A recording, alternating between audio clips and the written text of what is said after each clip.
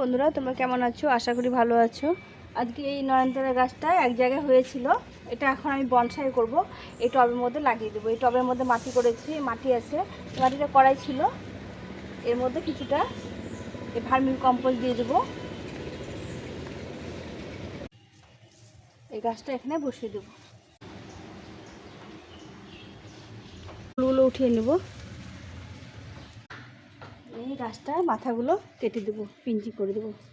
কোনো ফুলের বীজ রাখা যাবে না, শুধু মাথাগুলো পিঞ্চিং করলে এটা আস্তে আস্তে ঝোপালো হয়ে যাবে। এখন গাছটা একটু জল দিয়ে দেবো। আরও যখন ডাল বেরোবে তখন আস্তে আস্তে এগুলো ঝোপালো হয়ে যাবে। এভাবে গাছটা করব। মাঝে মাঝে খাবার দিতে হবে আর পিঞ্চিং করে দিতে হবে। আমাদের ভিডিওটা ভালো লাগলে অবশ্যই লাইক শেয়ার সাবস্ক্রাইব করে পাশে থেকে